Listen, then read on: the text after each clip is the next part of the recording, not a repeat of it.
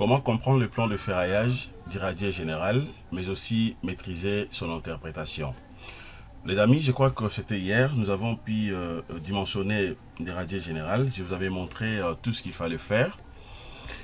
Étant donné que le dimensionnement a été bien fait, vous avez retenu en fait tous les paramètres. Tout à l'heure là, on va essayer un peu de voir rapidement le plan de ferraillage d'irradier général. Alors, ce qu'il faut déjà noter, ici, le plan que vous voyez ici est fonction justement de vie en plan. Et c'est un plan de ferraillage, bien sûr, d'irradier général, mais cependant, je n'avais pas voulu placer plan d'électrique ici pour que le plan soit beaucoup plus clair, pour que l'interprétation de ces plans également ne soit pas du tout compliquée. Alors, ce qu'il faut faire, les amis, est que une fois que vous dimensionnez en fait les radiers, vous avez respecté le paramètre, tout ce qu'on s'était vu hier. On l'avait vu plus tôt hier, donc par exemple, je peux rentrer rapidement sur le projet. Vous voyez, donc là, vous avez par exemple le moment suivant la direction de Y. On avait donc une valeur de 36 000 ou de 367 913 Nm. On avait trouvé 6 barres de 24 par mètre, avec une section d'armature de 29 plutôt, 45 cm². Et si je monte au-dessus, vous allez voir que la section, le nombre de barres trouvées ici, c'était d'abord aux appuis. Mais par contre, si je viens maintenant de l'autre côté, vous avez également la valeur des moments suivant bien sûr la direction des X. Et là, on avait la valeur de 141 505 Newton par mètre, donc Newton mètre plutôt. Et bien, le nombre des barres, on avait trouvé 5 barres de 14 par mètre, avec une section de 10,05 cm². Cela stipule que ici, ça c'est justement aux appuis. Vous voyez, donc le nombre de barres trouvées ici, c'est bien sûr aux appuis. Mais tandis que là, ce que vous voyez, le nombre de barres, 5 barres de 6, c'était donc en travers. Alors si je m'en vais encore au-delà, vous allez voir que une fois, on avait également adopté 6 barres de 25, mais cependant, le 6 barres de 25 calculé ici, c'était également aux appuis. C'est pour dire quoi? En travers, on avait trouvé et donc le nombre de barres suivant la direction des X, mais aussi suivant la direction des Y. Et aux appuis aussi, on avait trouvé le nombre de barres suivant la direction des X et aussi suivant la direction des Y, puisque là, nous sommes en train d'étudier, bien sûr, les radiers générales. Alors, comment maintenant vous serez à mesure donc d'interpréter facilement le plan de ferraillage que je viens de vous montrer tout à l'heure pour que tout soit clair?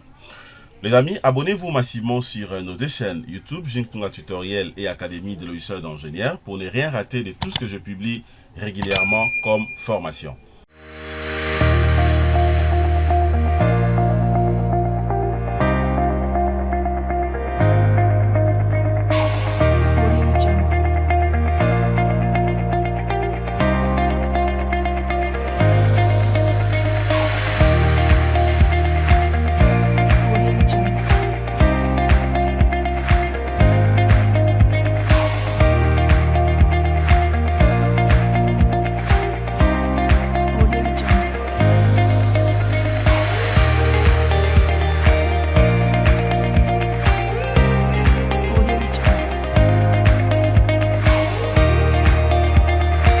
Bienvenue sur Jinkunga Tutoriel et Académie de logiciels d'ingénieurs et grandissons ensemble les amis. Nous allons donc continuer nos séries de formations sur le chapitre 4 sur les radiers générales. Aujourd'hui, ça sera donc, je crois, la dernière formation ou la dernière vidéo concernant le chapitre 4 sur les radiers générales. Comme je l'ai dit au début de mon introduction, les amis, nous allons voir comment comprendre le plan de ferraillage du radier général, mais aussi son interprétation par rapport au nombre de barres trouvées, que ce soit en travers et aussi aux appuis. Je vais rentrer rapidement sur le projet. Je rentre rapidement ici. Pour que ça soit beaucoup plus clair, je vais d'abord monter. Voilà, donc je commence tout au début. Voilà. Et on va essayer un peu de faire marche en arrière rapidement pour revoir une fois de plus le point 42562 sur les calculs des armatures. Le premier cas qu'on avait vu hier, c'était d'abord le calcul des armatures ou le calcul des aciers dans le sens des X. Alors, d'abord, il faut comprendre ce qu'on appelle le sens des X dans le plan de ferraillage ici.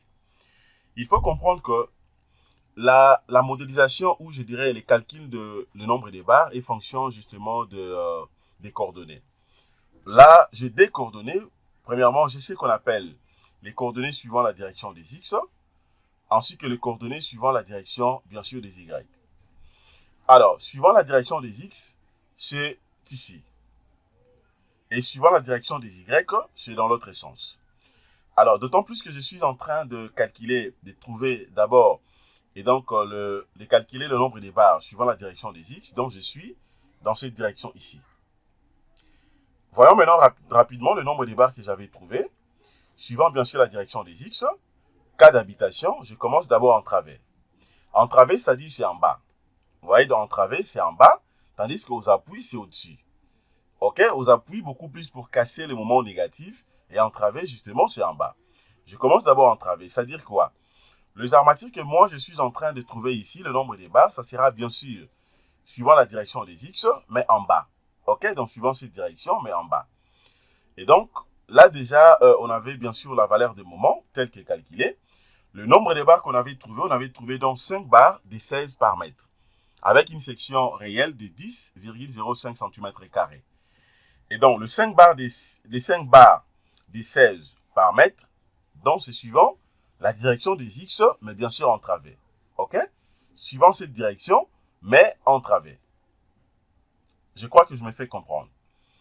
Et après, maintenant, je passe aussi aux appuis, c'est-à-dire au-dessus. La valeur du moment qu'on avait est là, donc 367 913 Nm. Une fois calculé, le nombre de barres que j'avais trouvé 6 barres de 25 par mètre avec une section de 29,45 cm². Alors, cela stipule que la valeur de moment aux appuis, c'était beaucoup plus supérieur par rapport aux valeurs de moment en travers. Donc, c'est-à-dire que là, maintenant, j'ai 6 barres de 25 par mètre, toujours suivant, bien sûr, la direction, OK, la direction des X, mais bien sûr, au-dessus. OK, toujours suivant cette direction, mais cette fois-ci, c'est au-dessus. OK, donc c'est ça ici, donc ça sera maintenant au-dessus. Alors, après ça, maintenant, je passe maintenant le calcul des aciers dans le sens des Y. Suivant le sens des Y, c'est suivant l'autre direction. C'est ça. L'abscisse, l'ordonnée. Alors, la première des choses à faire, c'est quoi? Je fais comme d'habitude. Je vais d'abord commencer en travers, c'est-à-dire en bas. Avec la même valeur des moments, j'ai trouvé également le même nombre de barres, donc 5 barres de 16 par mètre, avec une section de 10,05 cm². Et donc, c'est-à-dire que, suivant cette direction, j'aurai 5 barres de 16 avec une section de 10,06 cm². OK? Bien sûr, en bas, puisque je suis en travers. Maintenant, aux appuis, j'aurai la même valeur des moments et le même nombre de barres, 6 barres de 25 par mètre avec une section de 29,45 cm². Le 6 barres de 25, là maintenant, ça sera toujours suivant cette direction, mais cette fois-ci aux appuis, donc au-dessus. Vous voyez, donc ça dit au-dessus. Alors, après avoir calculé le 2, maintenant je passe rapidement suivant la direction de Y, plutôt comment, suivant les moments, disons comment, la valeur des moments, telle qu'est calculée ici. Voilà, donc c'est ce que je viens de dire d'ailleurs tout à l'heure. Là, vous avez donc la valeur déjà calculée, bien sûr, en travers. Et là, vous avez donc la valeur calculée, bien sûr, donc aux appuis. Voilà, donc c'est la configuration que vous voyez ici. Vous voyez? Donc, les amis, c'est comme ça que vous serez donc à mesure de bien comprendre le plan de ferraillage d'irradié. Alors, je n'ai pas voulu mettre un tableau de bordereaux pour ne pas que le dessin soit trop petit, pour ne pas encombrer en fait le dessin, puisque si par contre le dessin n'est pas du tout clair, eh bien l'interprétation aussi sera un tout petit peu compliquée. Vous voyez, donc c'est juste question de revoir rapidement le nombre de barres calculées ici. OK, le nombre de barres trouvé plutôt ici. Et après, maintenant, vous serez donc à mesure d'analyser facilement le plan de ferraillage d'irradié. Et donc, les amis, voilà en fait ce que je voulais vous montrer pour essayer un peu de clôturer rapidement et déjà les dimensionnements d'irradié. Après justement cette formation, nous allons encore une fois de plus travailler. Cette fois-ci, je vais vous montrer comment vous serez donc à mesure de dimensionner en fait le nervure d'irradié. On verra dans le point 4.2.5.7 sur le dimensionnement de la nervure d'irradié. Voilà les amis, merci de votre disponibilité. Excellente journée. Au revoir.